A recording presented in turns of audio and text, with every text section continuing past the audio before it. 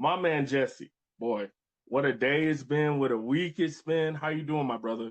So in pre-production, we had some brief conversation that's going to definitely translate into the episode itself. But the life of wearing the title of entrepreneur is riddled with the ups and downs of get momentum going, full steam ahead. And then there are always those unforeseen circumstances that you then have to pivot around. And that is the measure of our effectiveness and stay worthiness as entrepreneurs. So the same way that you described that on your side, I experience that every single day on mine as well. So, I mean, it's the ebbs and flows. But for me, as I conceptualize that in comparison to the latter alternative of literally having to request to be sick, right? Meaning I have to like check in with somebody to tell them that I'm sick and that they can approve if I can take that I can actually be sick without there being penalty versus me being able to control my own destiny. I'll take it 10 times out of 10. Man, even in this moment of experiencing the ebbs and flows, which we'll talk about in the episode, I know wholeheartedly that I'm an entrepreneur at the end of the day. Good days, bad days, medium days, boring days, long days, short days. I'm an entrepreneur. I want to be paid on the value that I create, not some dollar amount that someone figures they can purchase me at wholesale and they can pay me at retail. That's not what we're going to do.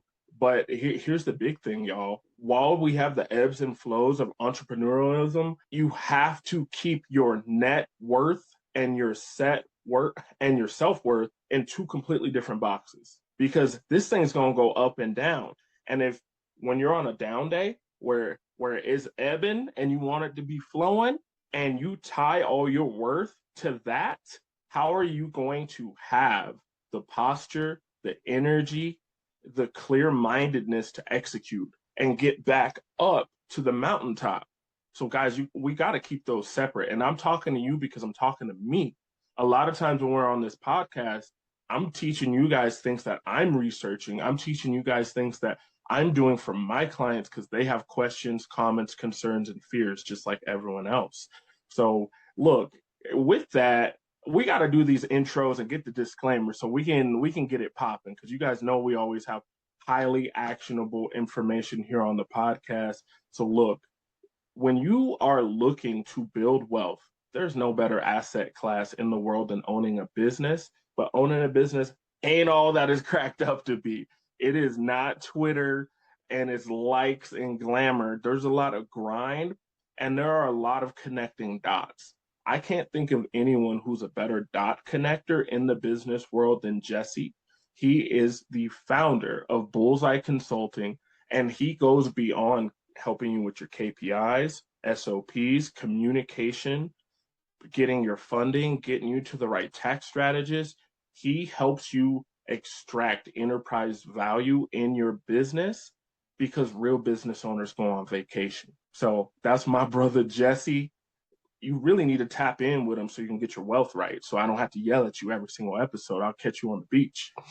And my man, Earl Harden, the founder and visionary of Tax Erasers, one of the easiest ways, bro, you said it last week, the easiest way to double your net worth is to cut your taxes in half. Cutting those taxes in half don't happen on its own.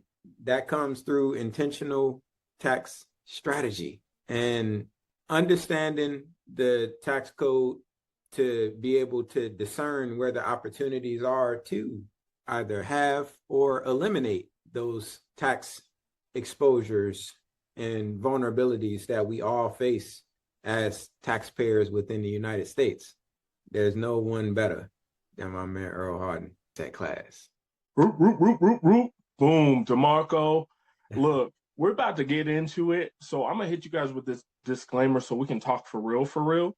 So look, we are giving you guys this real information, but it's for educational and entertainment purposes. Until you sign a letter of intent with either of us, we're not your coaches.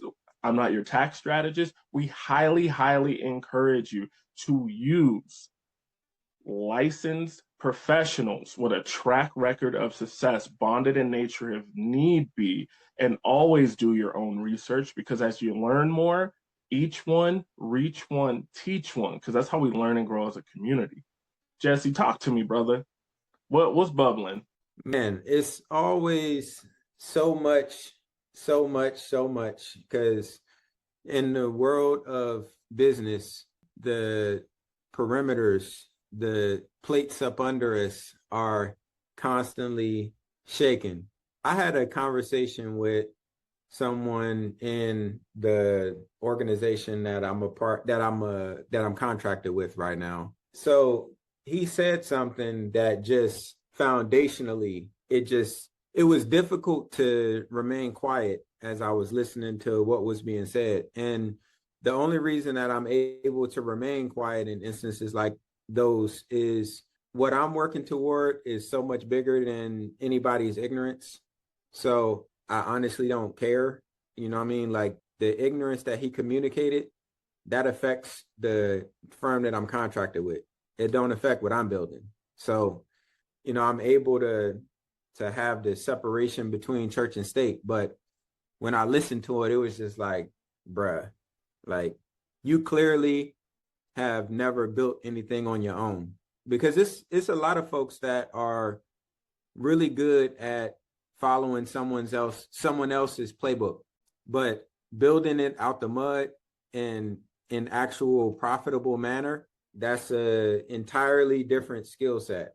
So we were talking about being able to measure return on investment for such an endeavor as to hire a true coaching firm to come in and bring structure and strategy and intentionality to the things that are going on within any said business. And the point that he made was when he was actually engaging with clients, whenever that they asked for a job description, he would tell them to just Google a basic template and go with that. Because when it comes to all of the deliverables that he's there to bring as a consultant or a coach, I don't got time to be focusing on the job description.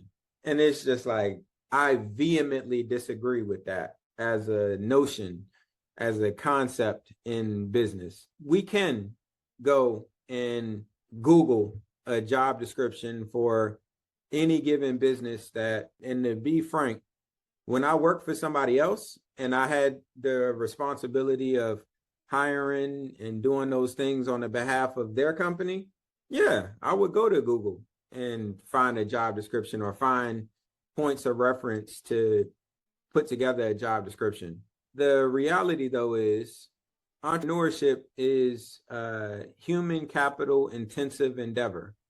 And in order for us to leverage what human capital brings to entrepreneurial endeavors, that is not a cookie cutter. That is not a raw Googleable endeavor. Like it isn't. It really is. It's a different ball game. So with each of my clients, when it comes to putting together the job description, that's not something that's taken lightly. When I look at Amazon, for example, the reason that, well, let me preface the point that I'm getting ready to make with this, which is the amount of times that I've heard a small business owner say, I can't find people. Nobody wants to work. This is this new generation. I can do with them. The dog at homework. Go ahead. Exactly. Excuses. Just because you don't know what the fuck you're doing, just say that. Like it's that simple. Like we don't need to hear all of these long drawn out excuses, because the reality is, how is it that Amazon, and by any measure, they are a big dog in business. They are profitable. They're going to be here for a while. Well, they don't get there by Googling job descriptions on who's responsible for what. They got there from being very, very intentional about designing what every role and function within their organization is responsible for. Keyword, producing, not just showing up, not just like Not through the motions, but executing on a vision. Not being busy, not looking like we are doing some shit, but actually through the statistics producing value for the organization. That don't just happen. There's a lot of investment in work that goes into building that. So again, when I heard him say that, I'm just like, you know what? Whatever, man. Y'all do what y'all do, whatever. But that's not what I'm here to do. What I'm here to do is to transform the businesses of every client that I'm in front of. And in order to do that, we got to set some parameters. And job descriptions are one of the ways of establishing those parameters and establishing that foundation when it's done the right way. So with each of my clients, and I'm going through it in this episode because nothing that happens on the business consulting and coaching side is rocket science. It's just a matter of understanding how all of the intricacies of business come together to produce profitable, consistent results. Like that's basically what it boils down to. So, you know, these are some gems to kind of consider when it comes to actually building an infrastructure that produces enterprise value over the long term. So those job descriptions, man, like it's literally, I equate a solid job description to like when it comes to someone taking a test. If you give them all of the questions to the test so that they can then go study and show up prepared to ace that test, that's the job description. Now, the separation between the job description versus performance expectations, the performance expectations is when you take it a step further and you give them the answers to the questions that you gave them so that when they show up, not only do they have the questions on the test, but they have the answers as well. Like that's how a job description and performance expectations like marry together to set your employee up for success over the long term. So in order to actually put together that job description, that's going to be tailored to the business itself. And every business owner has their own quirks of how they want their business to actually operate. And that happens at the massive enterprise level. And that happens at the grassroots small business level of operating as well. Example of that. When we look at a franchise, let's go with Burger King, for example. Burger King can literally have two restaurants that are across the street from each other. And both of those businesses have the same exact processes defined within them. What separates them is how we've taken the standard job descriptions that are defined within Burger King, because that's cookie cutter across the board. The job description is the same for all of the positions within Burger King. But how we tailor that job description to the individual so that we pull out all of the intrinsic value of that individual relative to the role that they're operating in, that's where the performance expectations come in. But it took a foundational establishment of the job description to begin with in order to set a standard that we are then going to align the individual with. So again, the idea of just Googling a job description without being intentional about this is our value proposition as a company. This is what all of our employees, this is what our team brings to that mission set and how they bring it to the mission set uniquely to what I want to see as the entrepreneur, as the visionary for what it is that I built. You can't just Google the answers to that. That comes down to what the business owner wants to see in their own organization. So one of the, and I've encountered this conversation from clients where it's like, with the advent of AI, you know, they, in their minds, bro, like, your job is about to be limited, telling me about my career choice. And it's like, that is an admission of a fundamental understanding of how AI is actually structured. Like I have to understand how business works intricately in order to ask the right questions from my clients, in order to design the job description that actually fits what it is that they want to see in their organization. Because the idea of bringing a cookie cutter product where it's like, yep, here's your job description. No, that's not how that works. They have a vision for what their business is going to deliver over the long term, and each role is designed with that in mind, because it's how all of those roles come together to produce the entrepreneur's vision.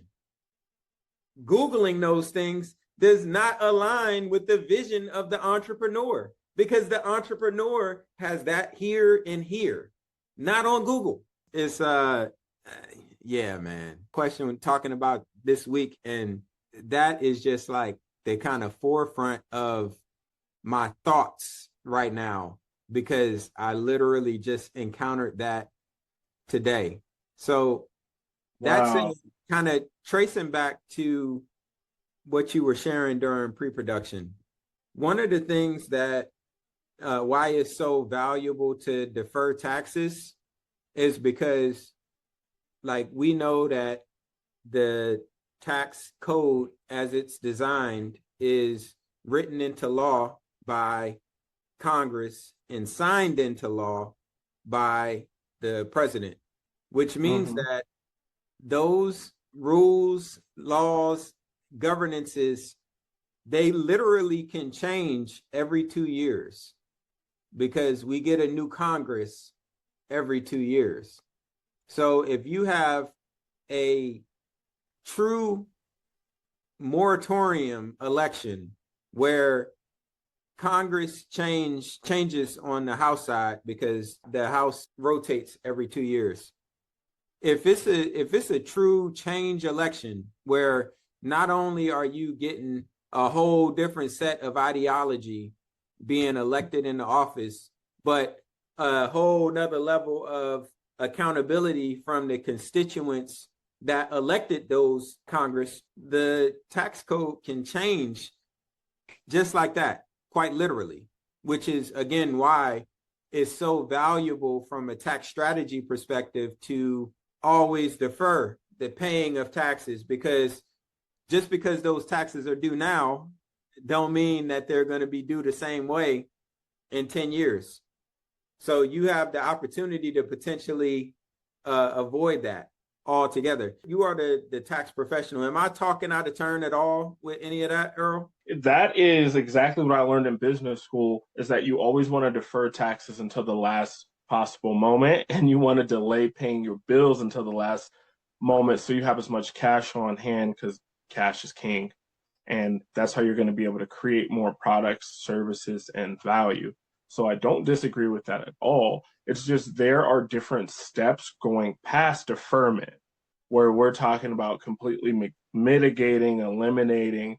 And when you're in the financial strength position, to have leverage tax credits, where you have more tax credits than you can spend in 1 year, where you're looking at your entity and you're saying, hey, our revenue, $500,000, out of that, say they're killing it. So they're going to get to net 300,000 of those dollars, and it's, let's just say, 30% tax. Instead of paying 30% tax on that, they may have taken strategic planning to include personal, business, legacy goals, all tied into their business plan throughout the year. It could be 2 years in the past, 5 years. It could be as far out as it needs to be, where they're in a position where they might have $400,000 in tax credits. So this year is completely tax free. And there's a good chance that next year is going to be tax free as well. That's the strongest position to be in, where you have leverage tax credits. But you can't even really get there until you're set up and you're cash flowing and you're deferring taxes to make more money. So you're still on point. It's just refinement that comes with the different tax strategies. And I really appreciate a couple of the things that you said when you're talking about that interaction with that other person. it made me think a lot about the New England Patriots. And I would love for when they were in their prime, first to get a leadership book on how they develop the SOP for that organization. The thing that I love from different clips I've seen, different people that were part of the organization, if you walked up to anyone that worked there, whether they were a contractor, whether they work part-time, full-time, we're talking about from the custodians to the assistant coaches to the chefs. If you ask them, what do you do? They say, I am a team member of the New England Patriots and we win Super Bowls. That's what everybody responds. And the first time I heard that, it gave me chills. I was like, man, so everybody's on board. And you're not scrubbing toilets because you're a custodian. You are making sure that you keep a clean, beautiful place for fans to be able to give their energy to the team. Because when the team is energized, they win Super Bowls. Because when people like coming to the games, they buy food. And then you go over to the vendors, to the chefs. They're like, I cook incredible meals so I can keep the players like this. I can keep the fans excited because we win Super Bowls. Every single person would tie back their job description to the value that they bring as a mosaic and the synergy, which is the exact opposite of what that person is doing that's just Googling it. So I really love that. And then you were talking about deferment and you were also talking about AI, which really leads into my main speaking point of this episode, because we are in a position, Jesse, where three of the largest IPOs in American history are going to happen, and they're going to use your 401k for liquidity. Tell us more. It's been insane the amount of conversations I've had about this with people I went to a mixer. There were a bunch of vice presidents from JP Morgan, CCGI, all these different banks, concierge banks, and we're talking about it because we know. And our goal is to have the conversation with our clients so they can be in the know. Any of my clients that listen to me probably already don't have a 401k, because there are only rare cases where we are going to use one of these defined benefit plans to defer future taxes where the future tax rate will be higher. Now, if you're deferring taxes for a future tax rate that's lower, that's a beautiful thing. That's what we do, what a lot of people do with capital gains. You hold on to something instead of selling it for 1 year, you might hold it for 2, you might hold it for 5, depending on what it is, what industry it is, and all the things, the different tax code parameters. But you might put yourself in a position where you're paying 50% less taxes because you hold it for a certain amount of time.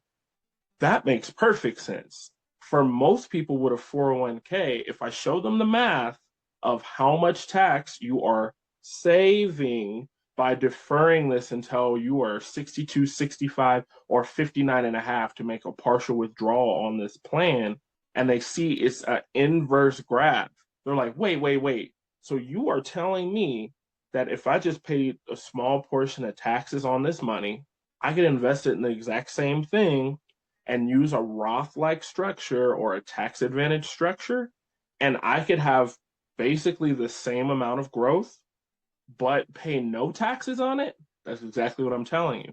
Pay taxes on the seed, not the harvest. Now, I don't want to go back too far and make this like a crazy history lesson, but sometimes we got to talk about history. So we saw a lot of changes, man. 1974, that's when ERISA happens. ERISA is the Employment Retirement Income Security Act. That's because the American government was looking at big companies and they were saying, look, we don't have enough capital to ensure these people's living benefits. So basically, amount of money each month to cover your bills for forever. That's what a pension is supposed to be. That's why pensions have been around since the Romans. It's the very first retirement plan. An annuity or a pension, they're basically the same thing. I'm sure someone with their Series 6 is going to hop in the comment, it's not the same. Yeah, you probably work for Ken Fisher. Y'all don't really help people anyways. It's an incredibly powerful way when you have a strong entity, whether it's a government or a private company, where they're ensuring your well-being into perpetuity. Well, they started feeling the weight of this because we have all these financial things that are starting to happen with oil, with wars, coming off the gold standard. And they're just like, we can't insure this. So ERISA was a move to get people away from guaranteed money to where you are responsible for your own retirement. And the 401k, I've met Ted Bennett. I've been in the room with him and listened to him talk about it. He created the 401k.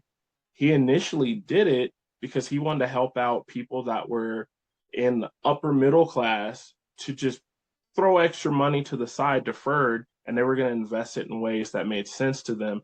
And they were going to retire in a lower tax bracket than what they're currently in. It was never designed to take care of everybody for forever. That's why most people do not retire with a 401k, because you get to retirement and you start pulling chunks of money out. You pull out $100,000 and you find out you have to pull out 150 because 50,000 goes to the IRS every time you do that. Oh, by the way, your Social Security just became taxable. 85% of it becomes taxable because you have things like IRMA and all these different rules. So it's already probably not the best vehicle, except special cases, which we've talked about many times on this podcast. How important is it for people to know what IRMA is? Look, IRMA is so important because it affects all those benefits that you're getting when you get older. All my seniors, where you're pulling money out and then you're getting hit with extra taxes. You're getting hit with an increase on your Part B of your Medicare. And they could completely shift somebody's money where they go from eating steaks to these terrible stories. You hear about elderly folks that are eating cat and dog food because that's the only way to stretch their money and live indoors. So you have to plan for taxes ahead of time and putting money into places where when you pull from that money, it doesn't affect IRMA and it doesn't affect your Social Security. Ergo, it doesn't affect your Medicare.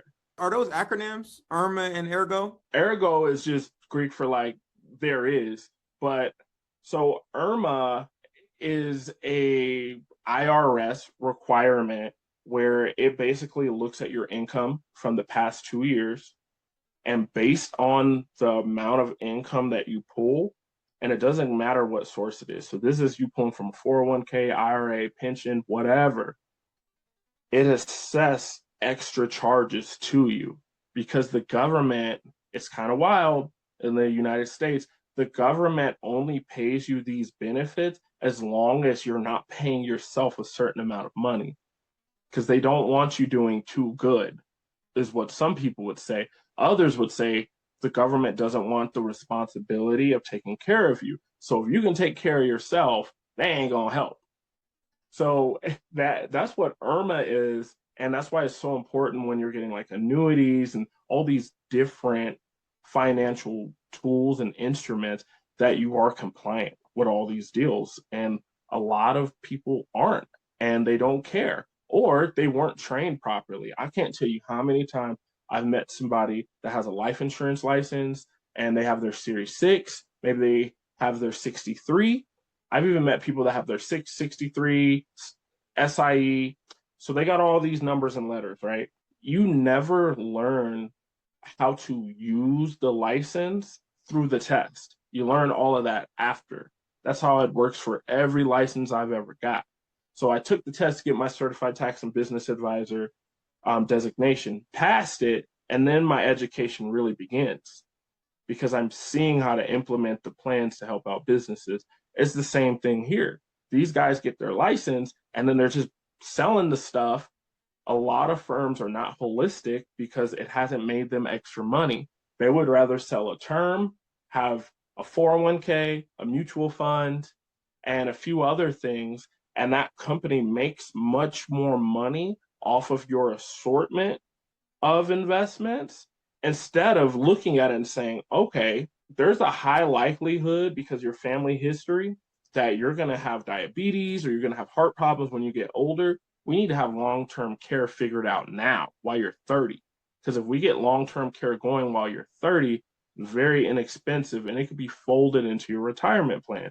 Long-term care is basically free money that you're able to use for like a nurse. Sometimes it's income, for helping you get around as you get older, or if you're injured, have a health ailment. Because that's holistic. We got to look at all the things. We know as we get older, our bodies are not getting stronger. So that's something that should be accounted for. And here's the thing with the planning that we do with my team. We're taking into account long-term care. We're taking into account IRMA. We're taking into account your sequence of return, which almost no investment company does. That means, and this is a shot straight at Dave Ramsey, he tells people to put money in the strongest performing mutual fund. And then he's like, you can just pull 10% per year. That's not how that works. A mutual fund is always moving. Your money is never locked in. It's always in this amoebius state where it's moving up and down, and you're paying fees on it. So if you're in a year where, let's say, you know, it's $100,000 in the account and you experience a 50% loss, people don't understand you can't have a 50% gain to get back there. It's significantly more. Not only does money compound, but losses compound. So if you take a 50% loss and then you take a withdrawal, then you might be in a situation where you need a 200% growth in your portfolio just to get back to where you were. And it's like, what's the likelihood of that happening? You know, close your eyes. It's not happening. So I say all this just to lead into, so 401ks right now is the largest amount of money that the government has not known how to directly tap into. They changed the rules a few years ago on it to make extra money. So normally if your parent passed away, they got you listed as the beneficiary on their 401k. You got that 401k and you got to let that thing grow until you're 65, and then you start paying taxes on it. So the money could compound so crazy. But the IRS has a board of advisors that looks at all these things and says, hey, if we made them pay taxes on it in 10 years instead of 30, you know, we could make this many extra $1 trillion in this amount of time. Okay, let's do it. So they change the rules like that. Anytime you are in an IRS qualified plan, it means the Internal Revenue System created the plan to make money for the government. When I say it like that to people, they're like, dang, I need to stop saying IRS. Yes, it's the Internal Revenue. They're trying to drive revenue for themselves, not for you. Now, they're looking right now, they're looking at the trillions of dollars that are sitting in 401ks. Trump has already put in a lot of legislation to change what you can invest in. He's changed the type of accounts that exist, where we have Trump accounts now. And all of the rules have changed. So SpaceX, getting ready to IPO. Are they for the better good of the average consumer or not? I would say the changes are meant to drive revenue for large businesses. And then it's in vehicles that drive revenue for the government. So neither of those are necessarily in the best interest of the average consumer, of the average American. So with SpaceX, it's getting ready to have the biggest IPO in the history of American IPOs, which is initial public offering. So before something goes to the stock market and has an initial public offering, it's private. They get to decide the value of what's going on. Cool. Once you go public, you know, there's an influx of money because we have retail investors. You have the Earls and Jessies of the world where we throw a couple dollars here and there at stuff we believe in. But the biggest buyers of this are going to be funds. And funds have indices. Indices is the plural for index. What's an index? S&P 500, Russell 2000, the NASDAQ 100, the top 100 tech stocks. We've talked about it many times on here, Jesse. that it is like a circle jerk of money between all these large companies where they're just throwing it back and forth and creating a micro economy, which is driving the stock market up. But that money isn't really seeing other hands and it's not making its way to small businesses, which drive America, which actually help out Americans. So here's the crazy thing. Normally, there are a lot of rules. When you IPO, you have to have a float of at least 10%. What does that mean? If I own SpaceX and I have 100 shares, I got to put at least 10 shares on the market. At least. Why is this? It's because they want a certain saturation in the market so that I'm not just inflating the value of the company while also controlling all of the shares. So they normally have a rule saying you need to be at like 10 or 15%. They changed the rules just for SpaceX, and then Anthropic and OpenAI are going to IPO after also to 3% float rate. And then they also said, well, about an index that's buying it. So S&P 500 initially was going to buy it, and then they passed. They said, nope, they're not fitting all our rules. They don't have enough float, and the account hasn't matured. Because normally when an IPO happens, that thing goes straight up, and then it hits a point where it comes down because all of the early investors, people that got into whatever that company is, they got private shares 10, 15, 20 years ago, whatever the number is, they want to get out and they want to get their money at this point in time. And they use you for the liquidity. So you have to be smart when you're buying something. You normally don't buy it right when it IPOs. Sometimes it's a good idea, sometimes it's not. You normally buy it after it matures a little bit and you believe in the company and the fundamentals that this thing is going to continue to increase value if you're buying the stocks, or if you're doing the derivative game and you're putting a bet on it going down, you would buy a put. So I'm not going to get all into binary trading. We're not going to do that today. The important thing to know is that the liquidity for SpaceX, for Anthropic, for OpenAI is coming from you and your 401k, because your 401k is at a company like Vanguard or Fidelity, or I could name a whole bunch of them, great companies. They have to spend that money on options in the index, and the index has to automatically buy what's in the category. So since NASDAQ 100 takes the top 100 tech companies, guess what SpaceX is? Guess what OpenAI is? Guess what Anthropic is? So they're forced up in there. So your money is buying it, whether you knew it or not. Now, here is the scary part about that. All of the rules were changed 2 weeks after SpaceX listed their IPO date. That's never happened before. Normally, like if we're playing basketball, we're going to say the rules before, depending on where you're from. You're playing with someone from Detroit. They're like, make it, take it all game, dog. Okay. We only play winners. Okay. Cool. That's the rules. 2s and 1s or 3s and 2s. Okay. Bet. Call your own fouls. And then you play.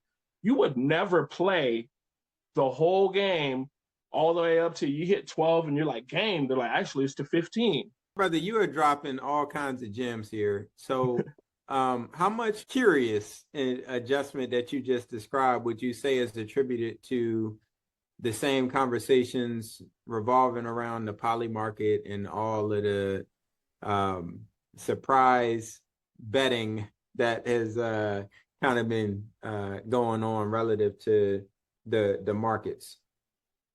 Poly market and what is it called? Kalashi. They're basically the same thing. They'll let you place a bet on anything, and people are inside trading all day long with it.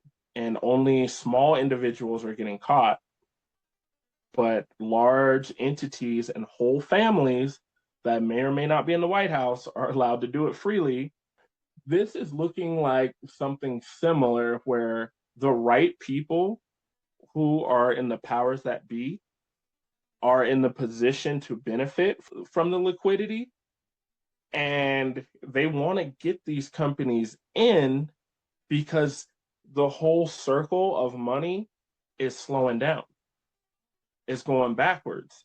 I looked at a chart today of capital expenditure of money that's going to, and you could talk about CapEx all day long, of money that's being invested into AI.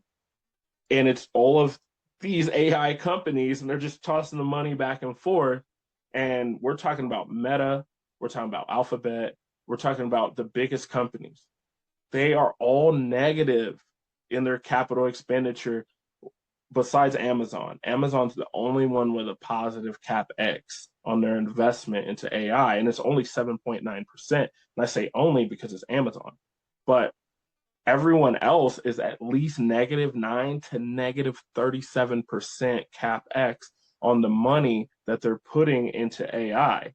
And this money was raised off of corporate bonds. So they are negative CapEx off of debt that's coming directly from investors. So this stuff is stacked up. And I'm going to pause for a second and let you talk about CapEx and how you just internalize that. So we're kind of sitting at this point where we're in a highly, highly concentrated market. Probably the most concentrated market we've ever had, is more concentrated than the dot-com bubble that crashed.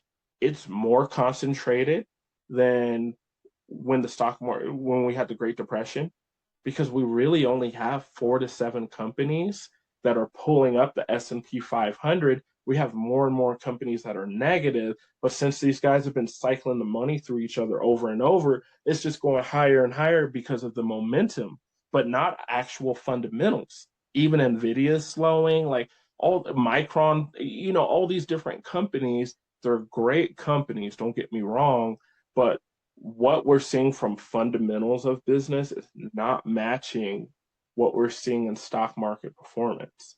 So when I said that part there about their CapEx being that negative on AI, what went through your mind? I look at all of this through the lens of those who know, and everybody else just kind of gets left behind.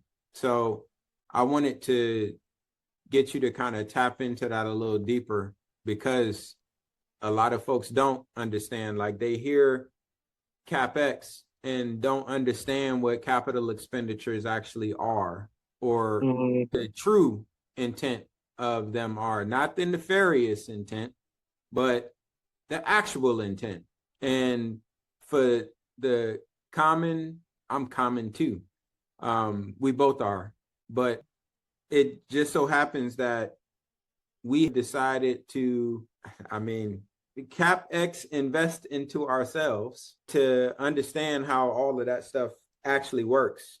So it's when I hear it, it feels like another way for those that know to continue to go up, and those that don't to put themselves in a deeper hole of despair. Like that's really where my mind and spirit went.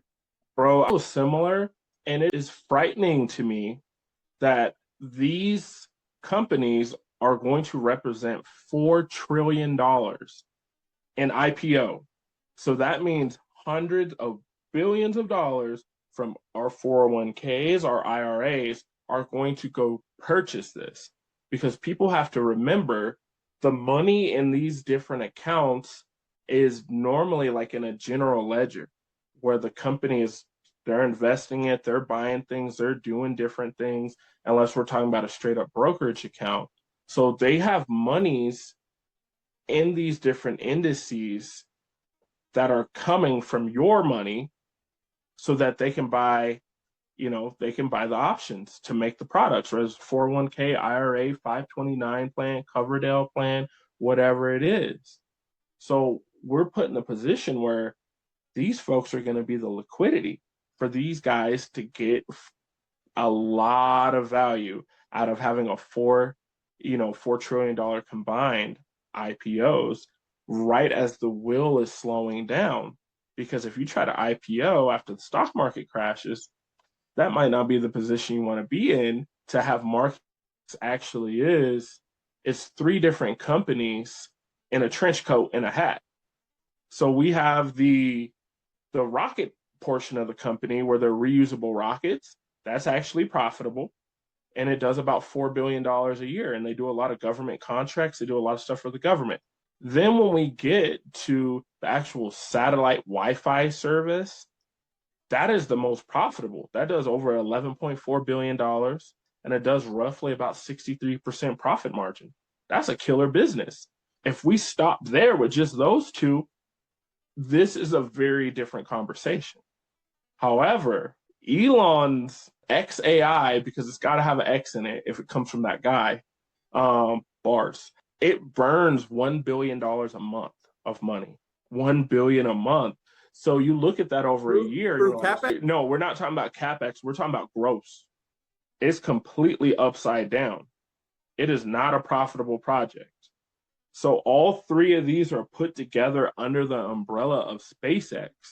So that becomes the greatest liability of the stock itself, because Starlink is And if I can add this context in real quick, and the reason that that I even pose the question, because CapEx is supposed to be an investment which is supposed to yield a return. However, correct. These companies have been investing into each other and data centers and all of this other shit that I don't see how it's possible for it to work out as a to produce a return for all parties involved.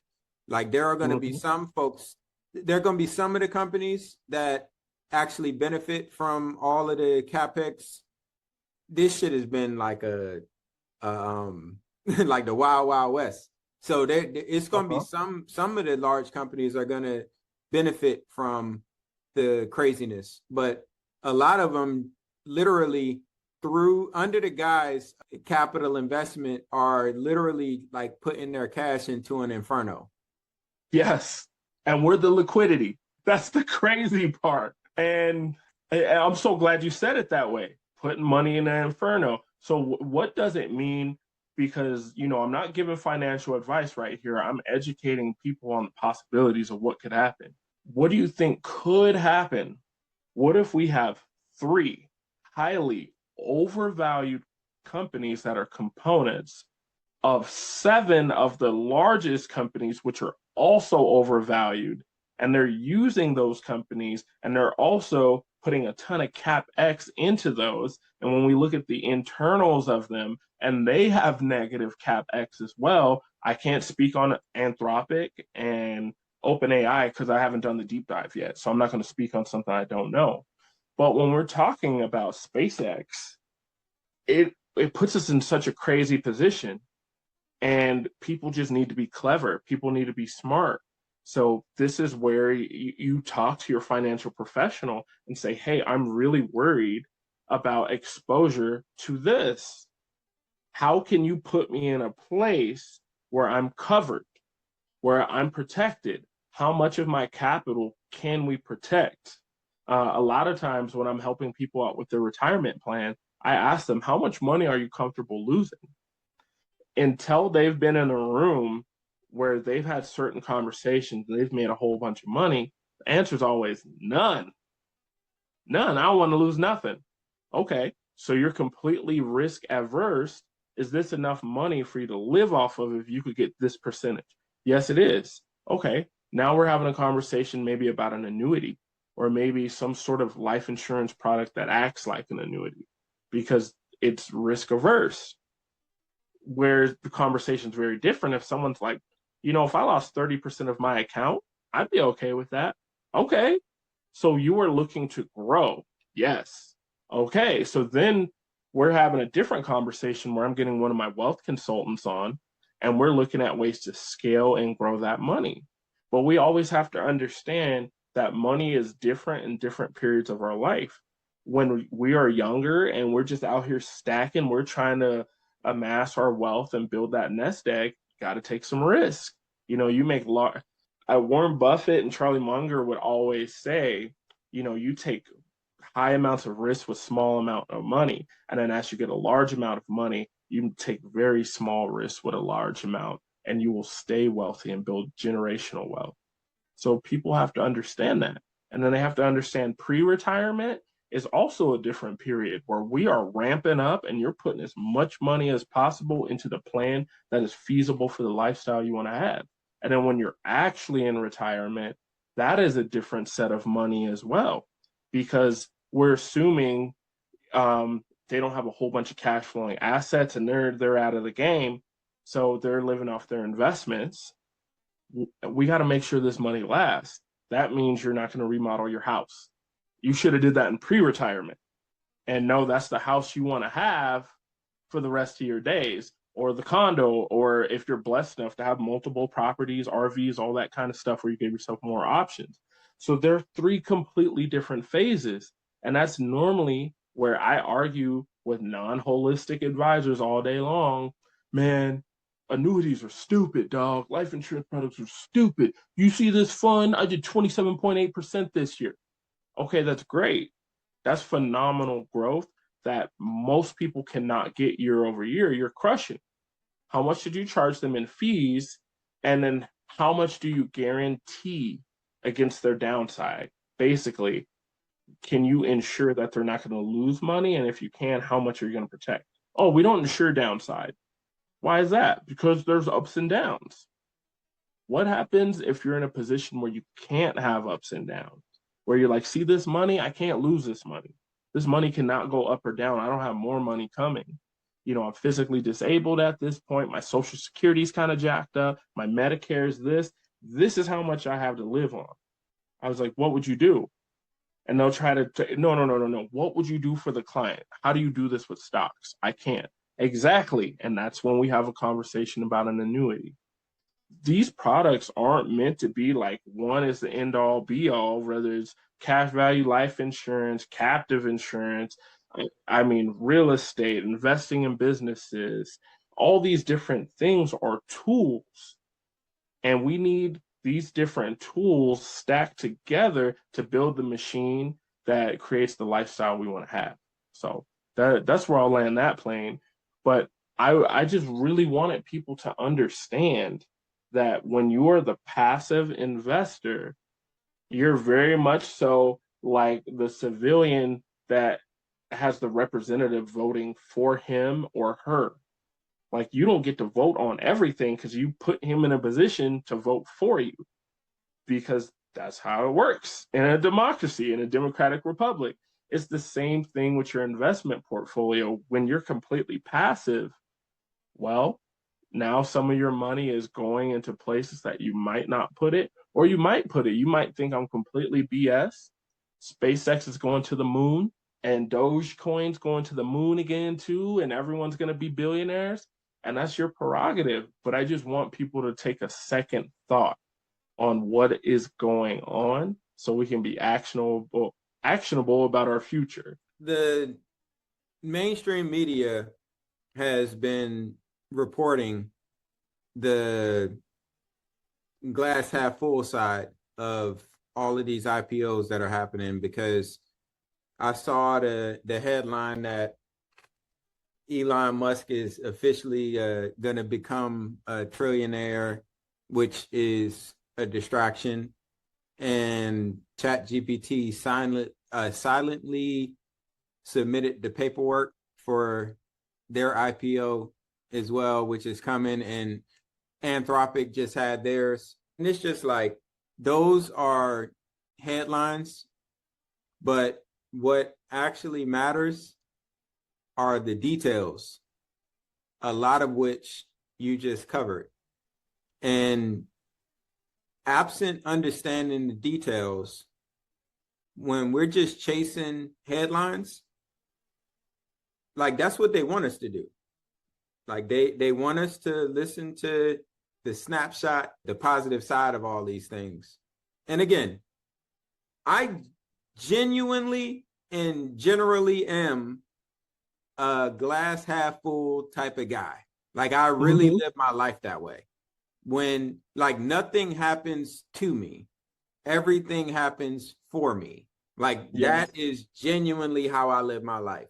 No exaggeration on that. However, when I look at all of the things that are happening, it ain't enough fucking positivity in the world to see past all of it and not recognize that there's some shit that comes along with it. And, you know, it just so happens that the shit that comes along with it, you and I are intentionally planning for. But it's too many of us who are not, which is what makes this conversation that much more valuable. Because when things shake out the way that they shake out, can't remember my man's name, the Chinese gentleman, Professor Fang or whatever, I can't remember his name, but he was the one that said that the current president was going to win the election and that a war with Iran would be started and that America would lose the war. Well, he said that before the election was even, like, it was still kind of fresh in as an even conversation, because it was a lot of people that couldn't even conceptualize the idea of the current president running again and actually winning because of how he went out of office. And this gentleman said what he said, and two of those three things have already happened. And the third, you know, we can, folks that follow the news cycle of what's going on, there's debate on if the third has already happened as well.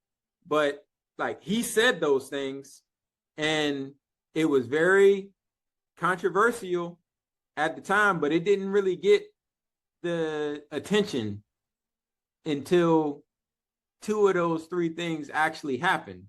And then his social media presence went through the fucking moon. Like, the amount of clips of him that started showing up on my timeline, and it was like, bro, forecast two of these three things, and now we wondering what's going to happen from those two of three things that you forecasted, and you already told us what's going to happen with two of the so bro, like, we really following what you got going on. I say all of that to say, again, we can be chasing headlines right now, but the devil is in the details. It always has been, and it likely always will be. And the details that you are meticulously laying out there, it's up to each individual to read the room and be intentional and informed about the decisions that they make as a result. I couldn't have said it any better. That's so powerful. So, and I love that we're documenting this, because there are things that I got right 4 or 5 years ago where I was like, man, I wish I said that on a podcast. Because, you know, I'd be experiencing the same thing. I'm like, he called it.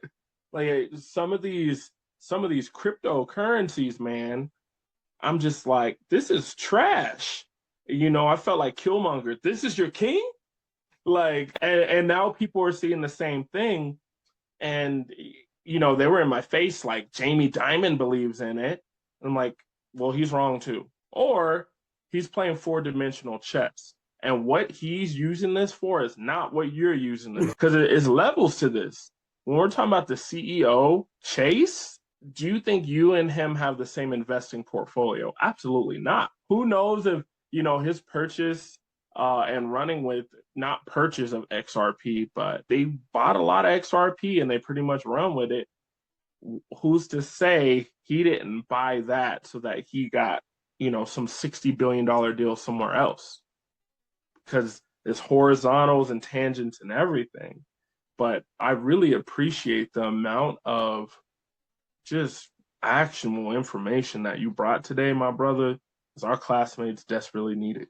So that's the beauty of this collaborative partnership, that with God's grace and touch will just broaden with, you know, Brian. We're going to kind of see how all of that shakes out. I've been doing this entrepreneurial thing too long to get excited about any potential opportunity for growth too much.